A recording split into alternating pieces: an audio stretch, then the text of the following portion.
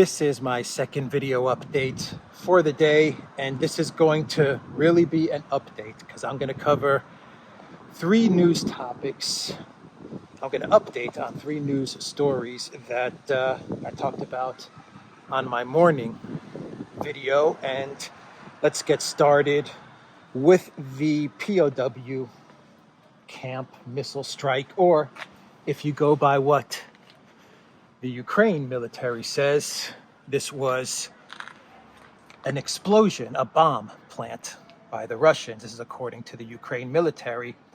Now, the update that we have is that according to the Ukrainian Security Services, the SSU, they have intercepted telephone conversations in which Russian occupiers confirm that Russian troops were responsible for the explosion in the occupied Olenivka colony, which killed at least 53 Ukrainian prisoners.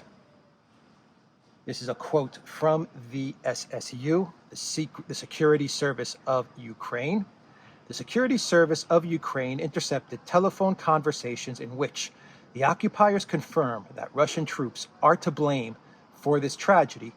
Thus, even the militants of the so-called DPR, self-proclaimed Donetsk People's Republic, do not believe the lies of Russian propaganda that the shelling of the correctional facility institutions in Olenivka were implemented by Ukraine. Moreover, the SSU has several such audio recordings at its disposal. All of them will be included as evidence in the relevant criminal proceedings. The Ukrainian Special Service has already opened the criminal proceedings under Article 438 of the Criminal Code. According to the SSU, taking into account the conversations of the militants, the Russians could have caused the tragedy due to the explosives they placed in the premises of the colony. No eyewitnesses heard any rockets flying towards the correctional institution. There was no characteristic whistling, and the explosions occurred independently of this. As I'm reading this, you can hear the cicadas started chirping. I think they're disputing this claim from the Ukraine security services. Look, okay, where do I begin? Okay, so I saw a video from Earl Grey, who covered this story, and he focuses on this last sentence that I read. No eyewitnesses heard any rocket flying towards the correctional institution. There was no characteristic whistling, and the explosions occurred independently of this. So the narrative, what the Ukraine security services would like us to believe, is that this was not a missile strike, but that the Russians planted a bomb in this POW camp in order to cover up torture of prisoners. And supposedly there were videos floating around. I've seen some of the videos that allege that the Russians were, not even the Russians, the videos actually say the Wagner group, from what I understand. The Wagner group was torturing POWs, Azov, Mariupol captured POWs. Now, the point that Earl Grey makes with this last sentence is that the security services of Ukraine are saying that this could have been a bomb because, according to their eyewitnesses, no one heard a rocket flying towards the POW camp, and there was no characteristic whistling. Now, Earl Grey says, how in God's name does the security services of Ukraine have an eyewitness account of this incident? And that is exactly my first thoughts when I read this last sentence here from this paragraph. How does the security service of Ukraine have eyewitness accounts when this is a POW camp located about 10 kilometers south of Donetsk.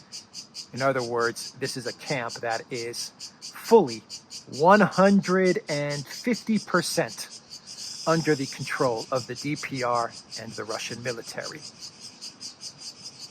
Unless the security services of Ukraine, unless they have spies, intelligence in that camp, and those spies conducted interviews with various people at that camp, and then those spies relayed those interviews back to the security services of Ukraine, I can't buy this story. That's the only explanation I can give for this statement that eyewitnesses did not hear any rockets flying towards the camp and there was no whistling. That's their conclusion. That's what they use as evidence to conclude that the Russians might have placed bombs, explosives in the camp. It sounds awfully complicated. This really does sound like something out of a movie script, which once again, my mind goes, who are the script writers and who are the professional actors and the professional producers in this whole narrative, in this whole conflict? Anyway, that is the update from the Ukrainian security services. I would also like to see them release this audio conversation. And how do we know that this audio conversation is legit? I mean, who knows? Two Russians talking to each other. Okay. I mean, we really have nothing to go on here. Absolutely nothing. A good start would be to release this audio conversation. And I mean, that's like, and I'm being generous when I say that's a good start. On a scale of 1 to 100, to me, that would be like, 5%. You're 5% there, Ukraine, of convincing me that the Russians did this. Because you're going to have to start confirming this entire audio conversation, and we're going to have to get into a whole nother narrative, a whole nother line of questioning to confirm the authenticity of this conversation and how you obtain the conversation and who these people are and what positions they hold in the Russian military, and we don't even know what they said. And I mean, the whole thing is so far removed from actual evidence proving that Russia did this. I understand why the Pentagon is reluctant at this moment in time as I am filming this video. They may come out with a statement later, but I understand why even the Pentagon is reluctant to say the Russians did this. Either way, that is the update with this POW camp story. This is coming from the Ukraine side of things. Zelensky has already said this is a war crime. He wants a UN inquiry to what has happened. I'm fine with that. Let's have a UN inquiry. I'm down with that. And he's opening up a war crimes investigation into this. But of course, he may be doing this because the founder and the quote unquote leader, the grand leader of the Azov battalion, the Azov organization, one Andrei Bieletsky, has said that he is ordering his far-right goons to hunt down the people that are responsible for this attack. Now, Andrei Bieletsky, I hope I'm pronouncing that name correctly, this is one nasty dude. This guy was involved in the Maidan. This guy was involved with the right sector. I mean, this is one nasty, nasty guy. And he's now saying that whoever did this, whoever ordered this, well, you're going to pay the price. Now, if this was done by the Russians or the Wagner Group or the people in this audio recording, well, I don't think they have much to worry about because, they're going to be protected by Russia. But if this was done on the Ukraine side of things, people in the Ukraine military, maybe this was an accident. The Ukraine military, I doubt they're that good at using HIMARS. contrary to what we've been hearing. I doubt that their HIMAR training has made them the most accurate targeters of these HIMAR systems. So it could have been an accident, or it could have been an order from Zelensky himself. Who knows? Who knows? So maybe there's some additional palace intrigue going on there, and maybe Zelensky is worried that the Azov is going to come after him, or maybe there's Ukraine military that's worried about the Azov guys now being upset. God knows what is going on here, but this is going to need some time to clear up, if ever. This just might be buried like all of the other incidences that have happened along these lines, these provocations that have happened in the past, that have also kind of been memory hold. I have seen, on my end, video and photos from RIA Novosti of this is the Russian side of things, of the HIMAR fragments. They're showing the video. They have showed video and photos. And I've also seen the Russians interviewing POWs at the camp. And the POWs at the camp are signaling in the interviews that they've been backstabbed by the Ukraine military. Now, these are indeed eyewitnesses' accounts, because these are people who were at the camp, controlled by the Russians, controlled by the DPR. And these are the eyewitness accounts that I'm interested to get from the Ukraine side of things. I mean, Ukraine is saying that they have eyewitnesses. Where are they? I have now seen eyewitness accounts of POWs who were there, and they are giving their story, and their story runs along the lines of the Ukraine military tried to take us out because we were being interrogated and we were testifying and we were giving up information. That's pretty much a summary of the eyewitness accounts from the Russian side of things. So that is the summary. I'm going to probably sit on this for a day and see if we get any more information.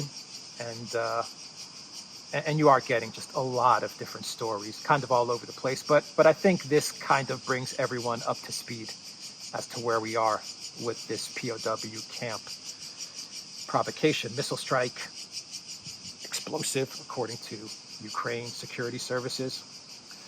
I will leave it there. Let's do an update now with Latvia, the story I did on Latvia. And the first update is that I have received some messages from various viewers who have said they know people who have traveled from Russia and Belarus through Latvia, and the Latvian government has not requested them to sign any documentation saying that they are against Russia or Belarus and they are against the conflict in Ukraine. The story that I reported on in the morning claimed that Latvian officials were making Russian and Belarusian citizens who were traveling through Latvia sign documentation stating that they are against the conflict in Ukraine, and they are against what Russia and Belarus is doing in Ukraine. And if they were not signing those documents, then they would get their Schengen visa revoked by the Latvian authorities. I've gotten some messages from various people who say they have had friends and family travel through Latvia, Russian and Belarusians travel through Latvia, and they haven't been required to sign any documentation. So that's the first update with regards to the Latvian story that I talked about this morning. Now, the second update is very, very interesting, and it comes from Gazprom. Now, I said in the morning that we have the head of Latvian gas, the head of the Latvian gas company, the chief CEO of the Latvian gas company. He made a statement saying that Latvia is indeed getting Russian gas. It's just not getting it from Gazprom because they can't pay Gazprom, and it's getting it from an intermediary, a middleman. Someone is providing Russian gas to Latvia, but it's a middleman. It's not directly from Gazprom. Now, of course, this goes against Gazprom's terms and conditions. Obviously, Gazprom has terms in place which say you have to get the gas from us. If you're going to purchase the gas, purchase it from us. If you purchase it through an intermediary, through a middleman, well, we have the right to cut off gas flowing towards the direction of your country. And sure enough, Gazprom has halted gas to Latvia. Russian gas giant Gazprom said on Saturday that it has stopped deliveries to Latvia due to violations of the terms of gas extraction. This week, Algars Kalvitis, chairman of gas company Lietuvos Gāze, told the media that his country continued to buy Russian natural gas even after refusing to comply with Moscow's ruble payment demand. Lietuvos Gāze is buying gas now, but we don't buy gas from Gazprom because we can't pay Gazprom. We have another supplier, he said. Kalvitis added that Lietuvos Gāze was paying for the gas in euros. So Russia got wind of this. Gazprom obviously got wind of this interview. And they said, okay, there we go. I'm sure they knew that this was going on, but now they've got the eyewitness testimony. Since we're talking about eyewitness testimony, well, they got the head of the gas company saying, yeah, we're getting Russian gas. It's just not via Gazprom, and it's not through the gas for ruble scheme. We're paying a third party, an intermediary supplier in euros for that Russian gas. And so now the gas is cut off or will be cut off towards the direction of Latvia. So I imagine the country that was the middleman, the supplier, that was the intermediary giving the gas to Latvia, I imagine that we're going to find out who that is as well. We'll find out which country or what supplier that is as well in the next couple of days. So we will have that mystery solved, I believe, shortly. And the third update that I want to get to is the State Department and the Russian Foreign Ministry. Well, they have come out with some more information with regards to their conversation, Lavrov and Blinken. And according to CNN, Russia has asked for an additional prisoner to be added in this prisoner swap. In other words, the WNBA star, the alleged spy, Greiner Wieland, in exchange for this alleged arms dealer, Baute, and another individual who is actually, and this is the wrinkle in this entire story, who is actually being held and was arrested in Germany. Now, this is coming from CNN, but let me read you what they're saying and what is going on. Moscow wants Vadim Krasikov, a Russian national convicted of murder in Germany last year, to be included in a potential prisoner exchange with the U.S., according to CNN, citing multiple people familiar with the matter. CNN reported earlier that the U.S. was willing to swap Baut, who was convicted of arms trafficking in the U.S. a decade ago, for former U.S. Marine Paul Whelan and basketball player Brittany Griner, currently held in Russia on an espionage conviction and drug charges, respectively. Krasikov was convicted by a German court in December for assassinating Zelimkhan Kankoshvili, a former Chechen commander who fought against Moscow in a Berlin park in 2019 and sentenced to life in prison. The court ruled that Krasikov was acting at the behest of the Russian government, but the Kremlin denied that the state was involved. According to CNN, Moscow made the request to swap Krasikov last month through an informal back channel used by the country's chief domestic security agency, the FSB. The sources told the channel that the request was seen as problematic because Krasikov is in German custody and is not viewed as a legitimate counter to Washington's reported offer to exchange Baut for Griner and Whelan. Adrienne Watson, a spokeswoman for the U.S. National Security Council, told CNN that holding two wrongfully detained Americans hostage for the release of a Russian assassin in a third country's custody is not a serious counteroffer. She added that a request to trade Krasikov would be a bad faith attempt to avoid the deal on the table that Russia should take. So this U.S. official, Adrienne Watson, is making the claim that this Krasikov guy is being held by the Germans. So how can we possibly exchange a German prisoner for the 2 Americans and the 1 Russian that America has in their custody? She is saying that this is an attempt to kind of poison this deal. And I look at it like this. First of all, it's CNN, so we don't know how true this is. CNN is saying this was proposed a month ago through an informal back channel. Okay. And if the U.S. really did want to include Krasikov, this guy Krasikov, in this exchange, they would tell Germany to give him up, and Germany would give him up. After all, what has happened to Assange pretty much is the U.S. has told the U.K., we want Assange, and the U.K. said, here you go, have him, take him. So, I mean, if the U.S. really wanted Krasikov in order to release, to get Greiner and Whelan, one phone call to Olaf Scholz, and Olaf Scholz, being the weakling that he is, would have Krasikov on a plane heading to D.C. like within the hour. So I'm not buying this whole, well, we can't possibly include a German prisoner in this swap because, Germany's not involved in this. So I don't buy that. Are the Russians trying to poison this deal? Could be.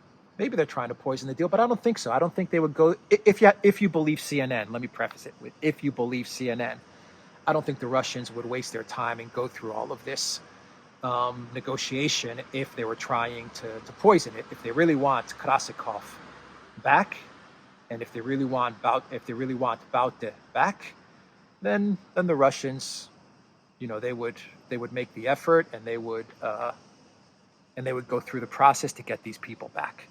So I don't think this is some sort of poisoning of the negotiations. It's interesting that this prisoner that Germany has, Krasikov, was involved in taking out someone who fought against Moscow, a former Chechen commander who fought against Moscow. I wonder if there's something there. I wonder if Kadyrov and the Chechens are saying, we want our guy Krasikov back. I don't know, is he their guy? I don't really know the backstory of Krasikov, to be honest.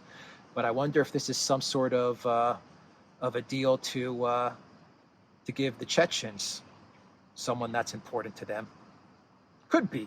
I'm just spitballing something there. I'll do a little bit more research on Krasikov and get the backstory as to who he is.